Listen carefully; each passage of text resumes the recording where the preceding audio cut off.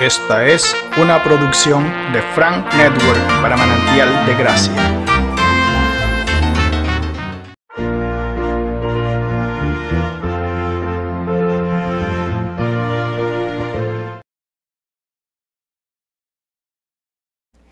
Entonces Dios tiene un pueblo, Él escogió esto, y lo que vamos a estudiar ahora es quizás uno de esos temas que yo considero elementales o claves para entender la historia del pueblo de Dios, un pueblo que tiene la salvación de su Dios, un pueblo que recibió las instrucciones de su Dios, un pueblo que a medida que obedece esas instrucciones es bendecido, y cuando las desobedece, ¿qué es lo contrario a la bendición?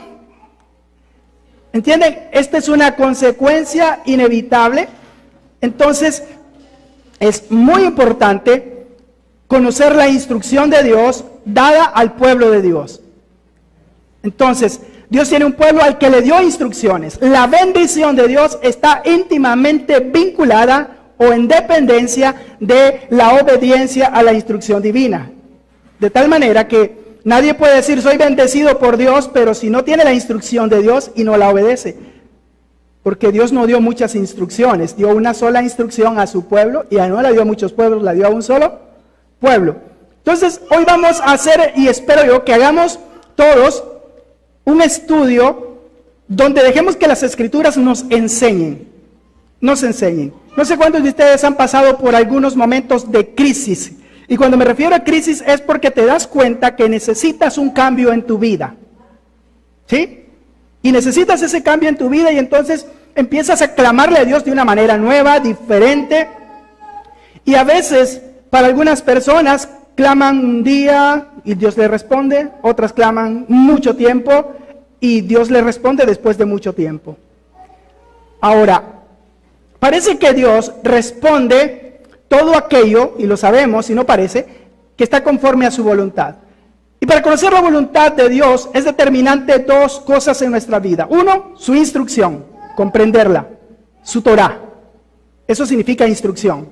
Sus mandamientos, porque ahí están expresadas claramente la voluntad de Dios. Y lo segundo es su Espíritu Santo guiándonos desde acá adentro, desde nuestro espíritu. ¿Entiende? Entonces, dos formas tenemos de conocer la voluntad de Dios: conociendo su instrucción, claramente expresando su voluntad para su pueblo, y el Espíritu de Dios hablando a nuestro espíritu y revelando, como dice Pablo, la voluntad de Dios. El Espíritu de Dios conoce la mente de Dios, conoce el corazón de Dios, conoce los pensamientos de Dios y nos lo da a conocer a nosotros. Es el Espíritu Santo. Entonces, la palabra de Dios, la instrucción o la Torah de Dios, la palabra viviente de Dios, porque esa palabra es la que Dios le dio a Moisés. Dios le dio a Moisés mandamientos de vida, ¿entiende? Mandamientos de vida. Eso es lo que Esteban le dijo al pueblo cuando después de eso lo apedrearon. Lo que Moisés tenía para el pueblo eran mandamientos de vida. Ahora, el pueblo, si hubiese aceptado la invitación a subir al monte, ellos hubiesen recibido esa palabra de vida. Pero aún así, al finalizar el viaje, ya al final del viaje, Dios le dice al pueblo por medio de Moisés que la palabra no la puso lejos, no la tienen que ir a buscar lejos, sino que la puso en su boca y en su corazón. Y esto está hablando de la acción directa y de dónde Dios quiere que esté la instrucción, su Torah. Él no quiere que esté en un libro, Él no quiere que esté en un manual de doctrinas, Él no quiere que esté allá afuera. Él no quiere que esté en cosas que nosotros podamos manipular con las manos. Él quiere que su instrucción esté en nuestro corazón y que pueda brotar de nuestra boca. Amén. Y eso es todo. El plan de Dios, el pacto, el nuevo pacto, en su consumación, ¿qué es lo que dice que hará Dios? Escribirá sus leyes en nuestros corazones y nos dará una mente nueva. Un corazón nuevo y una mente nueva. Desde un principio Dios quiso eso, y lo que Dios busca es eso. Lo que el pueblo ha hecho con no conocer o ignorar o desobedecer la instrucción divina es atrasar el proceso de pleno cumplimiento del propósito de Dios en nuestras vidas. ¿Lo entendemos? somos duros para aprender y eso es un hecho. Bueno, antes de entrar en materia, quiero decirles que es muy importante que sepamos que si alguien está en una congregación, más vale que esté seguro que fue porque un día Jesucristo lo encontró, vino a su corazón y le dio el nuevo nacimiento. Porque si no es esa la experiencia que nos trajo a la iglesia, entonces solo estamos viviendo una vida religiosa y tratando de vivir una vida cristiana, pero va a ser imposible. Porque la vida cristiana no es más que el resultado de Cristo viviendo en un templo que somos nosotros. ¿Lo entendieron? Ok, no podemos fingir a ser cristianos, tenemos que haber sido hechos cristianos a través de la experiencia del nuevo nacimiento, lo cual es una acción del Espíritu Santo. Recuerden, Juan 1:12, ¿quién lo recuerda? Mas a todos los que le recibieron, los que creen en su nombre, les dio el poder, la potestad, que también significa derecho de ser hechos hijos de Dios, y esto no es por voluntad de hombre. Usted y yo, por más que amemos a una persona, a nuestros hijos incluso, no los podemos hacer cristianos, no les podemos transferir el cristianismo, les podemos transferir instrucciones, tradiciones, sí, pero la experiencia del nuevo nacimiento solo puede venir del Padre Celestial. Recuerden que una persona nacida de nuevo, un auténtico y verdadero cristiano, es alguien que ha nacido de Dios, es un nacido de Dios. Okay, la experiencia cristiana no está en la posibilidad de un hombre, a menos que Dios intervenga y le haga un hijo de Dios. Cuando yo nací de nuevo lo recuerdo. ¿Quién era yo? Un rebelde. A mí me hartaron con la religión, perdone que diga así, pero la religión católica. Mi abuelo me hizo que yo llegara no a amar, ni a querer, ni a pensar, ni a hablar de esa religión como la religión, como mi religión, sino como la religión de mi abuelo, de ese viejo que así les decía yo, era un niño, pero ¿qué es lo que pasó? Que él me hacía entrar a la iglesia de la oreja, y no de la oreja, de la patilla, y en ese tiempo yo tenía cabello, y me agarraba, y así me hacía entrar. Si yo me movía algo, no, mejor ni les cuento, pero si me portaba mal, si me dormía, yo tenía que ir a confesarme con el cura, porque dormirse en la banca de una iglesia era pecado. Y el cura me mandaba a rezar unos cuantos Padre Nuestros y Ave Marías y otros, delante de una imagen que yo le tenía miedo. Yo tenía pánico cerrar los ojos delante de eso. Para mí, yo no sé, pero creo que Dios de alguna manera me estaba diciendo, este no es el camino que yo tengo para ti. Es el camino de tu abuelo, de tu padre, de toda esa gente, pero no es el camino que yo tengo para ti. Yo tenía miedo a todas esas imágenes. En serio, yo no podía quedarme. Yo tenía miedo quedarme allí y que se levantaran. Mi abuelo, que tal vez no lo toleraba allí dentro de la iglesia, solo lo toleraba cuando me llegaba con regalos, cuando decía, vamos a ir al estadio a ver jugar. Ahí me encantaba mi abuelo. Pero cuando se trataba de ir a la iglesia, no. Yo no tenía nada, o sea, llegó el momento en que después me volví muy rebelde porque a mí me quisieron imponer una religión y yo no tenía nada. Y si no quería la religión católica, menos la religión evangélica.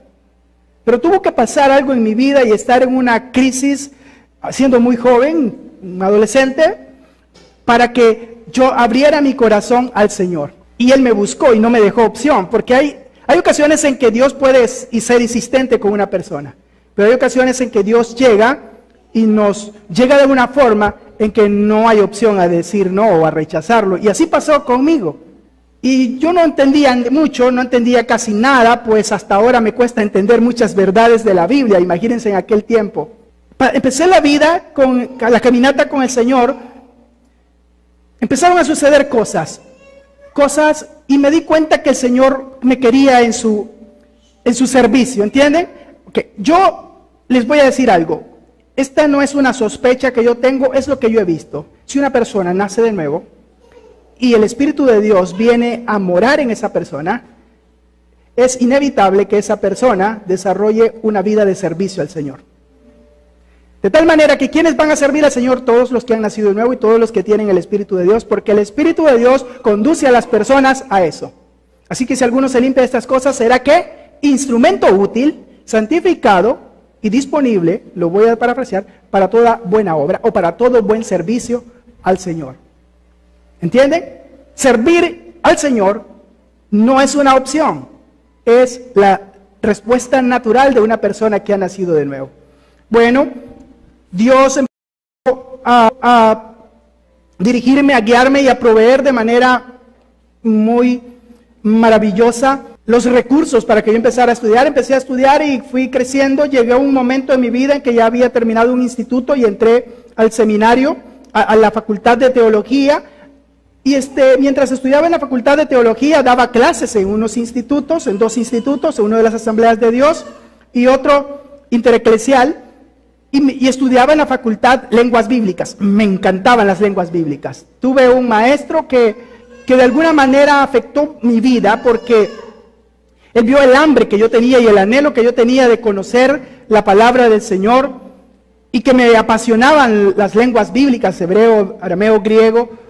Y cuando él vio esto, empezó a recomendarme libros y yo empecé a leer libros y me di cuenta que de alguna manera Dios me dio gracia para que le cayera bien a un profesor que era muy difícil, casi todo el mundo no desarrollaba ninguna relación y él decía, mi única relación con ustedes es transmitirles el conocimiento por el cual me pagan. Así lo decía él. A mí me pagan por darles conocimiento y ustedes están aquí para aprender y para ser evaluados. Y si ustedes en la evaluación aprueban, ustedes podrán pasar su curso conmigo.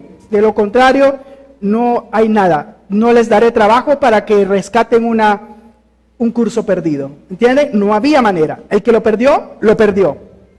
Entonces, a mí me dio cierta información que no se la daba a los otros. Una ocasión él me dijo, yo veo en ti algo, además de un anhelo profundo de conocer al Señor, veo que Dios tiene algo para ti.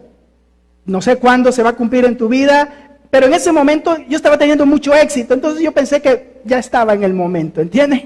Yo estaba en el momento, él no sabe que yo ya tengo mucho éxito, ya era líder de era pastor de jóvenes en ese momento en una iglesia grande. Imagínense que esa iglesia tenía 19 iglesias bajo ella y a los 19 iglesias yo también era pastor de jóvenes, es decir, yo era el pastor general de jóvenes, además de ser profesor del instituto y tener una agenda muy llena.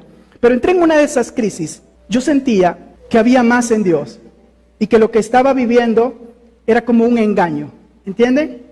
Que ese éxito no me estaba llevando a todo lo que es Dios. Además de eso, que muchas veces me sentía un falso profeta, perdonen que lo diga, predicando muchas y enseñando muchas doctrinas que en mi mente no tenían coherencia.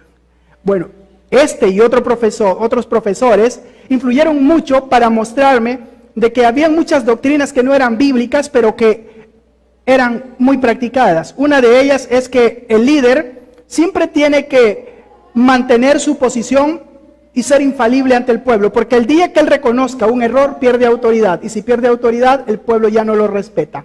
¿Entiende? No se trata de que era perfecto, tenía que aparentar ser perfecto. Cualquiera se equivocaba menos él. Y esta es una de las cosas tremendas, y muchas iglesias tienen eso. De tal manera que el líder usa una postura en presencia de las ovejas, que no la usa en su círculo de amistad. Y yo sé mucho de eso, porque he estado en los dos bandos, ¿se entiende? Pero delante de las ovejas, muy formal, muy serio, no hace bromas. Y si hace una broma, es muy comedida. Pero vaya a su círculo de amistad y se va a dar cuenta que es muy diferente. Vaya a jugar deportes con él en un círculo, es muy diferente. Pero hay muchas doctrinas más, sobre todo eventos del fin. Yo daba clases de escatología, así se le llama a todos los eventos del fin, y me daban allí un pensum, obviamente los textos y la temática que yo tenía que desarrollar, porque todo tiene que ir acorde con la doctrina.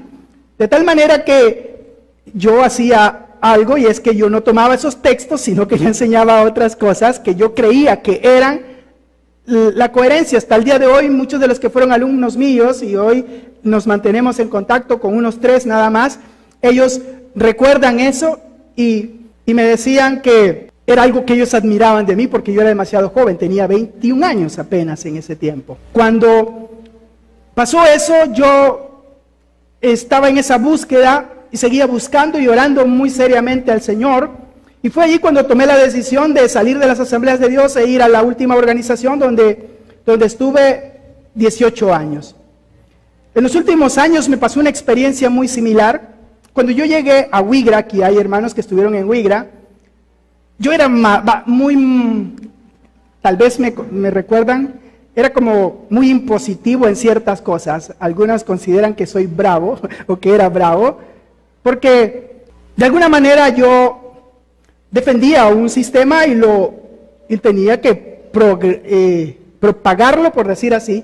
Y hay unos mecanismos que son muy impositivos, de tal manera que para poder dar eso, establecer eso, uno no tiene que mostrar ninguna flexibilidad. Tiene que ser inflexible y tenemos que dar la apariencia de que todo lo que nosotros enseñamos es la verdad y que aparte de eso, pues no hay verdad. ¿Entienden? Si no estás con nosotros, no estás en lo correcto.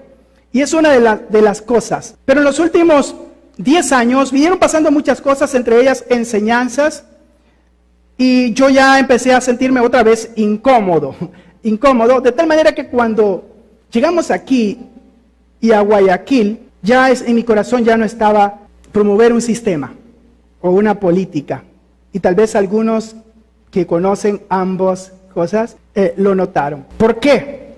Bueno, hoy vamos a introducirnos a este tema. Pero déjenme decirles que la Biblia dice que nadie puede añadir ni quitar a la instrucción de Dios. Y también dice que si un profeta habla en nombre de Dios y lo que el profeta dice no se cumple, Dios nunca habló a través de ese profeta. Dios mismo lo está diciendo. El tal profeta es ¿qué? Es un falso profeta. Entonces una de las cosas que golpeó mucho es cuando yo defendía esto y me sentía muchas veces a imaginar ustedes, pero tal vez ahora se imaginen cómo me sentía yo cuando le tenía que decir a alguien, cuando me decía, pero es que dio fecha para el 96, es que dio fecha para el 2000, y que Cristo venía y Cristo no vino, y la Biblia dice que si un profeta, alguien anuncia algo y no se cumple, ¿qué es? Falso profeta. Entonces, ¿cómo decía yo? No, pero es que no fue el único que lo dijo. ¿Por qué solo te ensañas con él y no con... Te voy a mencionar cuántos lo dijeron. Ahora, pero ¿se imaginan? Eso no tiene ninguna coherencia. Eso no quita que la otra persona ha estado hablando en nombre de Dios algo que Dios no ha estado hablando. Pero algo que golpeó más fue hace algunos años cuando literalmente dijo que nunca se equivocó. Que lo que dijo es porque Dios se lo mostró. Y cuando Dios se lo mostró, entonces si no se cumplió, no es responsabilidad de él, porque Dios se lo habló a él. ¿Entienden? Entonces, ¿quién se equivocó allí después de dar esa conclusión? Dios. Ok, yo no me he equivocado, Dios se equivocó. En un inicio, él pedía disculpas. Yo era parte de ahí, estaba ahí, pero después dejó de pedir disculpas, diciendo que no iba a pedir más disculpas porque él estaba seguro que Dios le había hablado. Aunque no se cumplió nunca, y muchas cosas más. Pero la Escritura deja claro algo, y es que nosotros no podemos usar el nombre de Dios para hablar y decir cosas que no vienen del corazón de Dios, sino del corazón del hombre. En Deuteronomio capítulo 4, versículo 2, Dios da esta instrucción: no añadiréis a la palabra que yo os mando, ni disminuiréis de ella, para que guardéis los mandamientos de Jehová vuestro Dios, que yo os ordeno. Y en Deuteronomio 18:20 dice: el profeta que tuviere la presunción de hablar palabra en mi nombre, a quien yo no le haya mandado a hablar, o que hablare en nombre de dioses ajenos, el tal profeta morirá. Y en el mismo capítulo, el versículo 22 dice: si el profeta hablare en nombre de Jehová y no se cumpliere lo que dijo, ni aconteciere, es palabra que Jehová no ha hablado. Con presunción la habló el tal profeta, no tengas temor de él. Y en Ezequiel capítulo 14, versículo 9 dice: y cuando el profeta fuere engañado y hablare palabra, yo, Jehová, engañé a tal profeta, y extenderé mi mano contra él, y lo destruiré de en medio de mi pueblo, Israel. Uno de los hombres que todo el mundo reconoce, quizás como el que más almas ha guiado al Señor, es el evangelista Billy Graham. Este hombre jamás usó términos como el Dios me dijo, Dios me habló. Es conocido porque la frase más famosa que él tenía era: la Biblia dice, todo lo que Dios ha hablado a su pueblo, toda la instrucción que el pueblo de Dios debe conocer acerca de la instrucción divina, la tenemos escrita. No habrá una revelación nueva. Cuando se habla de revelación, es que debemos hablar de una nueva comprensión de la revelación ya dada por Dios. ¿Esto es posible? Claro que sí, porque el Espíritu Santo trae luz a nuestras vidas para darnos una comprensión más profunda de la Escritura, de la revelación divina, de la instrucción divina, instrucción que Dios dio a su pueblo. Por eso, en esta serie de mensajes o enseñanzas, vamos a descubrir cuál es la identidad del pueblo de Dios, cuál es la historia de este pueblo, cuál es el pacto que Dios hizo con este pueblo y por qué este pueblo tiene un llamamiento específico y cómo se va a cumplir ese llamamiento en este pueblo, porque este pueblo está llamado a ser un reino de sacerdotes entre las naciones. Esto no será posible a menos que el pueblo siga la instrucción que Dios le dio por medio de Moisés, y la tenemos en Éxodo capítulo 19, versículos 5 y 6, donde Dios establece que si el pueblo diere oído a su voz, si él oyere, si él atendiere, si él obedeciere la instrucción dada por Dios, él llegaría a ser su especial tesoro y un reino de sacerdotes de entre todos los pueblos, y sería un pueblo grande y poderoso, pero esto está en relación de dependencia de guardar la instrucción divina. No estamos llamados como pueblo de Dios a cambiar, ni a añadir, ni a quitar de la instrucción divina, sino a comprenderla y a aplicarla a nuestras vidas, obedeciéndola, y para darla a conocer, como Esdras, que había preparado su corazón para inquirir la ley de Jehová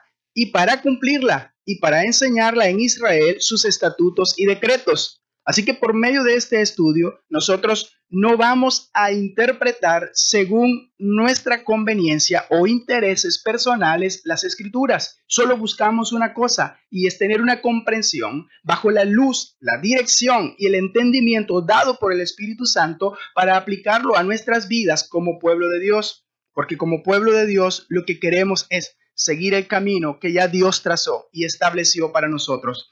En el siguiente tema estudiaremos acerca de la historia y la identidad del pueblo de Dios, para que cada uno de nosotros, a través de las Escrituras, tenga una comprensión plena de quién es y dónde se encuentra el pueblo de Dios. Que el Eterno, el dador de la vida, te bendiga. Será un verdadero privilegio tener tu compañía durante este estudio a través de las Escrituras. Pronto nos veremos. El siguiente tema será la historia y la identidad del pueblo de Dios. Amén.